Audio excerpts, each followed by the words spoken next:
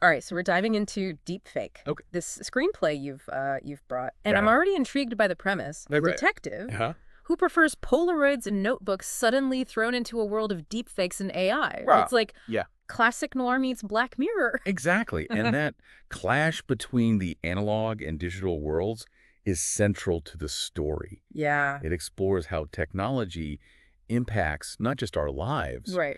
but our very perception of reality. Okay, so we have Detective Hartigan, Yeah. our hard-boiled protagonist. Uh-huh. The screenplay describes his apartment as this cluttered space with worn furniture and overflowing ashtrays. Yeah. But then there are these intrusive holographic ads for futuristic products. Right. Just plastered everywhere. Everywhere. Yeah. It's such a stark visual contrast. It's a powerful metaphor for the tension between Hartigan's desire for a simpler past Uh-huh. and the relentless advance of technology he can't escape. Right. Those holographic ads promising sleek, utopian futures Yeah. feel almost mocking against the backdrop of his decaying apartment. It's like they're highlighting the gap between the promises of technology and the Yeah. gritty reality of human experience. Absolutely. And this contrast extends to Hartigan himself. Right. He's holding a faded Polaroid of his deceased wife, Sarah, while a holographic ad for some luxury space cruise flickers over her face. That image is so striking. Yeah. It speaks to how technology can intrude on even our most personal memories, Right. almost trying to rewrite the past with its shiny, digitized version of reality. And there's this untouched data pad Yeah. sitting next to a worn photo album. Uh-huh. It's like a symbol of Hartigan's resistance to the digital world. Yeah. A world that Sarah, Right. we learned, had fully embraced. Which makes her death even more tragic and mysterious. Yeah. Before she died, Ah. Sarah was investigating deepfakes Okay. and a company called Elysium Gate, All right. which offers immersive therapy using AI recreations of deceased loved ones. Okay, hold on. That's where things get really interesting Right. and a bit unsettling on the Yeah. surface. Mm. It sounds like Elysium Gate is trying to help people cope with grief, Yeah, but the screenplay hints at something much darker. exactly.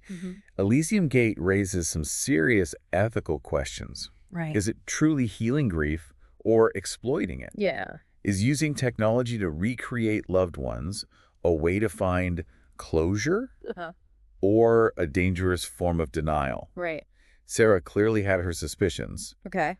She believed Elysium Gate Uh-huh. and its founder, Dr. Elias Thorne, Right. were involved in something called Project Chimera, Okay. something far more sinister than grief counseling. So we have this grief counseling company potentially playing God with people's emotions. Yeah, And a mysterious Project Chimera lurking in the background. Right. It definitely feels like we're heading into conspiracy thriller territory. and then there's the Weaver, Right. this shadowy figure Sarah mentions in her notes. Mhm. We don't know who they are or what their motives are. Okay. But the name itself suggests someone pulling strings, manipulating events from behind the scenes. It's a brilliant way to introduce a sense of paranoia and uncertainty. Yeah. We as the audience are immediately left wondering who's really in control and how deep this conspiracy goes. Absolutely. And that sense of paranoia is amplified Uh-huh. by the introduction of deepfakes as a tool for blackmail. Right. We learned that Senator Lawson, Okay. a powerful figure in the city, Yeah. is being blackmailed with a deep fake of his deceased son, Michael Jr. That's where the screenplay really starts to tap into our deepest fears. Oh, for sure. The idea that our grief, our most vulnerable moments, can be weaponized against us is terrifying. Absolutely. And the screenplay doesn't shy away from the technical details, Oh, really? which makes it even more chilling. Okay. The deepfake of Michael Jr. isn't just a visual replica. Right. It incorporates microfluctuations in his vocal patterns, Uh-huh. even replicated sub-vocalizations. Sub-vocalizations. Yeah. I've never heard of that. They're those tiny, Okay. almost inaudible sounds we make when we're thinking or reading. Oh, They're unique to each individual, wow. like a vocal fingerprint. So the fact that the deepfake includes them Right. suggests a deep understanding of how to manipulate human perception on a subconscious level. Exactly. It's not just about creating a convincing image or voice. Right. It's about exploiting our deepest emotional triggers. Yeah. In this case, Lawson's grief for his son. Which raises a question for me. Yeah. If deepfakes can be this sophisticated, Right. how can we ever be sure what's real anymore? That's the unsettling question at the heart of this screenplay. Yeah. And it's a question that resonates far beyond the world of fiction. Right. As technology advances, the line between reality and simulation becomes increasingly blurred. Uh-huh. How do we navigate that uncertainty? How do we protect ourselves from manipulation? Yeah. Those are questions we all need to be grappling with. All right, so we have this web of conspiracy, Yeah. deep fakes being used for blackmail, Uh-huh. and a grief counseling company that might be exploiting its clients. Right. Where does Hartigan fit into all of this? Well, He seems like a bit of a throwback. yeah. A detective who prefers the analog world. Right. How does he even begin to investigate a crime that's rooted in this advanced technology? That's the fascinating dilemma the screenplay sets up. Yeah. Hartigan is forced to confront a world he doesn't understand. Right. A world where the rules are constantly changing. He has to adapt. Okay. To find a way to use technology to his advantage. Yeah. Even if it goes against his instincts. It's like he's a fish out of water. Yeah. But he has to learn to swim in this digital ocean if he wants to find the truth about Sarah's death. Exactly. I'm curious to see how he navigates that challenge. Yeah, me too. So Hartigan, our analog detective, is diving headfirst into this digital world. Right. How does he even begin to untangle this web of conspiracy and deepfakes? It's fascinating to watch him grapple with that. Yeah. Initially, he relies on his old school methods.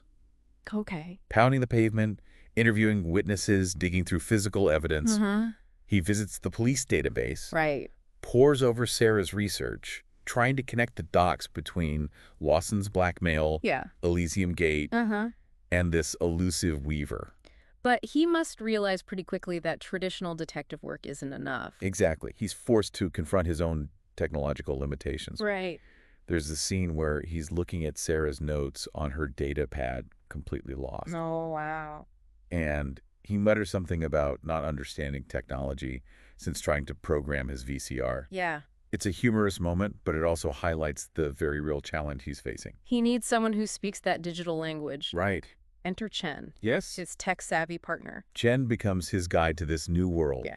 He explains the complexities of deepfakes, Uh-huh. helps Hartigan navigate the digital landscape, and provides the tools he needs to follow the trail of evidence. It's a classic buddy cop dynamic, but with a fascinating twist.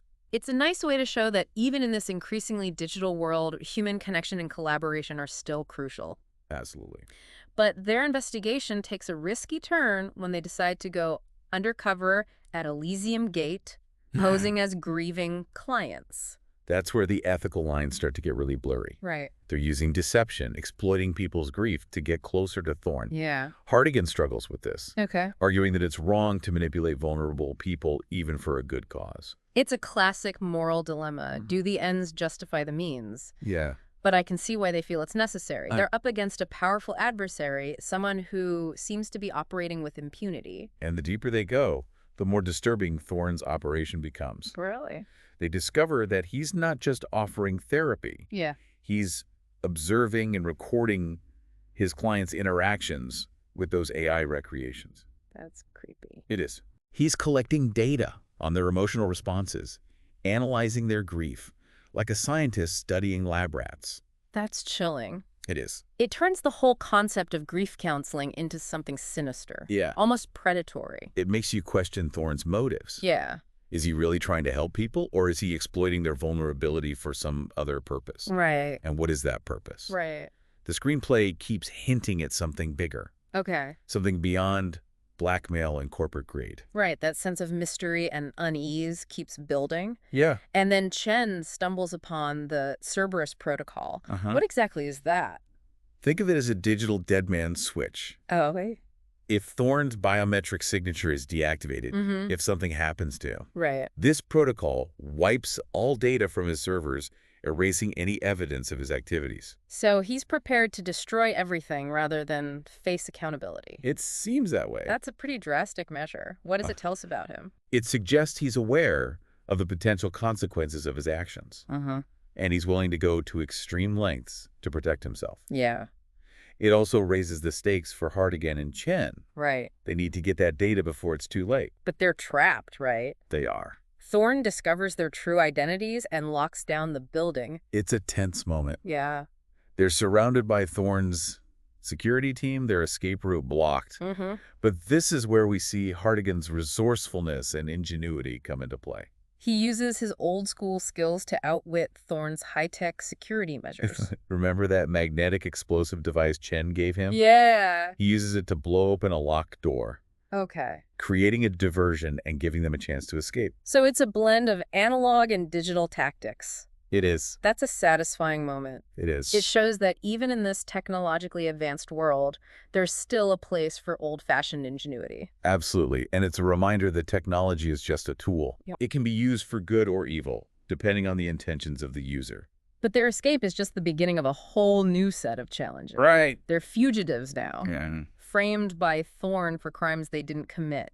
And Thorne controls a vast surveillance network. He does. It must feel like they're running through a digital maze with no way out. That's where Emily Hartigan's daughter comes into play. Okay. And her role is crucial, not just to their escape, but to the larger story the screenplay is telling. Okay, so we finally get to Emily. Yeah. We've heard hints about her tech skills, Right. her connection to Sarah's work. How does she fit into all of this? Well, while Hartigan and Chen are trapped inside Elysium Gate, Okay. Emily's been busy. All right. She's been following her father's investigation, using her hacking skills to dig deeper into Thorne's network. She manages to hack into the building's security system, Right. creating a diversion that helps him escape. So she's like their digital guardian angel working behind the scenes to protect them. Yeah, you could say that. It's interesting to see how the screenplay contrasts her tech fluency with Hartigan's analog approach. It's a powerful way to explore the generational divide in our relationship with technology. Yeah. Hartigan represents the old guard, wary of technology's potential for control and manipulation. Right. Emily, on the other hand, embraces technology as a tool for empowerment and change. It's almost like they represent two sides of the same coin, both fighting for the truth but using different methods. Right. And they're both essential to uncovering the truth about Thorne and his operation. Exactly. Their contrasting approaches highlight the idea that technology is not inherently good or bad. Right. It's a tool that can be used for different purposes depending on the user's intentions. But their escape is just the beginning of a whole new set of challenges. It is. They're now fugitives, framed by Thorne for crimes they didn't commit. Right. And they need to find a way to expose him before it's too late. The stakes just got even higher. I'm on the edge of my seat. I bet. What happens next? Well, for that, you'll have to wait for part 3. Oh, come on. But I can promise you this. Okay. The story takes some unexpected twists and turns. All right. And the final confrontation between Hartigan, Emily, and Thorne is one you won't soon forget. Okay, I'm hooked. Okay, so Hartigan and Chen are on the run. Emily's a digital phantom working against Thorne. Yeah. And everything's coming to a head. What happens next in deepfake? This is where the screenplay shifts into high gear, Okay. interweaving the physical and digital realms in a really thrilling way. Right.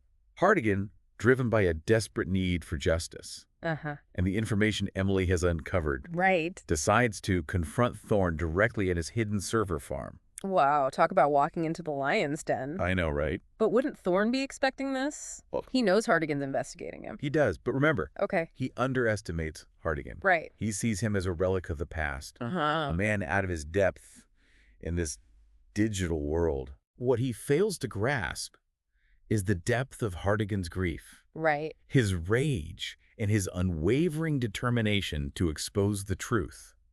So it's a clash of wills, Yeah. of worldviews, as much as it is a physical confrontation. Exactly, and the screenplay really captures that tension in their dialogue. Okay. Hartigan accuses Thorne of playing God, Right. of twisting technology into a tool for manipulation and control. Uh-huh. Thorne, in his arrogance, Yeah. sees himself as a visionary, Okay. someone who's using technology to transcend the limitations of human existence, Wow. including death itself. That's some serious megalomania. It is. It's like he's lost sight of the human cost of his actions. Yeah. The pain he's inflicting on real people. That disconnect, that lack of empathy, Yeah. is what ultimately leads to his downfall. Okay. But before that, Yeah. he tries to use Hartigan's grief against him. What does he do? He projects a holographic image of Sarah, Oh, wow. trying to manipulate Hartigan's emotions to distract him. Oh, that's cruel. It is. To use the image of his deceased wife against him like that. Right. How does Hartigan react? He's visibly shaken. Mm-hmm. For a moment, he's drawn to the image, Yeah, right. wanting to believe it's real. Yeah. But then he remembers Sarah's warnings about Thorne, Okay. about the dangers of his technology. Uh-huh. And he realizes it's just another manipulation. It's a powerful moment. It is. Showing Hartigan's resilience, his ability to see through the illusion, even when it's something he desperately wants to believe. But Thorne's still in control, right? Wow. He has security. No. He has technology on his side. Yeah. How do Hartigan and Chen even stand a chance? That's where Emily comes in. Okay. Remember, she's been working in parallel trying to disable Thorne's Cerberus protocol. Right. That digital failsafe designed to wipe his servers clean. And at a crucial moment, she succeeds. So she's not just a passive observer. Her actions in the digital world have a direct impact on the physical confrontation. Exactly. The lights go out. Okay. Thorne's surveillance systems go offline. Wow. His entire digital empire flickers and dies. So he's plunged into darkness? He is. Both literally and metaphorically. Yeah. And in that moment of chaos and confusion, Hartigan sees his opportunity. Right. So it's not just a physical fight. Right. It's a digital takedown happening simultaneously. It is. It's like two battles being fought on different fronts, but converging on the same target. That's what makes the climax of this screenplay so compelling. Yeah. It's not just about Hartigan and Chen fighting their way out of the server farm. It's about Emily, the digital ghost, dismantling Thorne's empire from within. And she does it by using his own technology against him. She does. Okay, I'm hooked. Good. Tell me how it all plays out. As Hartigan and Chen are escaping with Thorne in tow, Emily, back in her van, hacks into the city's network. All right. Remember that deep fake of Lawson's son? Yeah. She broadcasts it on every screen in the city. Wow. Billboards, news channels, even personal devices. So Thorne's crime, his manipulation, is exposed for all to see. It is. Wow, that's a powerful image. It is. It's like the digital ghost Thorne created to exploit grief is now haunting him. Right. Revealing his true nature to the world. It's a brilliant reversal. Yeah. A poetic justice that underscores the theme of technology as a double-edged sword. Thorne's attempt to control reality through digital manipulation ultimately leads to his own undoing. So what happens to him? Does he get arrested? Oh, absolutely. Okay. Faced with irrefutable evidence. Right. The authorities launch a full-scale investigation into Elysium Gate. Thorne and his associates are arrested. Okay. And the company is shut down. It's satisfying to see justice served. It is. But what about Hartigan and Emily? How do they cope with the aftermath of all this? The screenplay ends on a note of hope and reconciliation. Okay. They've both been through so much. Right. But they've come out stronger. Yeah. Their bond deepened by their shared experience. And their actions have a ripple effect. Okay. Captain Reynolds, initially skeptical of Hartigan's claims, witnesses the power of Emily's hacking firsthand and realizes the threat deepfakes pose. So they've not only brought down Thorne, but they've also raised awareness about a larger issue. Yeah. The potential for technology to be used for manipulation and control. Exactly. And the screenplay doesn't shy away from the complexity of that issue. Right. Thorne may be gone, Yeah. but the technology he created, Yeah. the potential for deepfakes to distort reality that's still out there. It leaves us with some unsettling questions, doesn't it? It does. If technology can create such convincing illusions, how do we know what's real anymore? Right. How do we protect ourselves from being manipulated? Those are questions we all need to be asking ourselves. Yeah. And that's what makes this deep dive into deepfake so fascinating. Right. It's not just a thrilling story. It's a reflection of our own anxieties about technology and its impact on our lives, our relationships, and our very perception of reality. It's a reminder that technology is a powerful tool. It is. And like any tool, it can be used for good or evil. Right. It's up to us to decide how we use it to ensure that it serves humanity, not the other way around. Well said. And I think that's the ultimate message of this screenplay. Yeah. In a world where the lines between reality and simulation are becoming increasingly blurred, Right. we need to be vigilant, critical thinkers. Okay. And above all, Yeah. we need to hold on to our humanity, Right. our empathy, and our connection to each other. Those are the things that will ultimately guide us through this uncharted territory. That's a powerful message to end on. It is. Thanks for joining us on this deep dive into deepfake, listeners. Yeah, thanks everyone. We'll be back next week with another fascinating exploration. Looking forward to it. Until then, keep questioning, Yes. keep exploring, and keep diving deep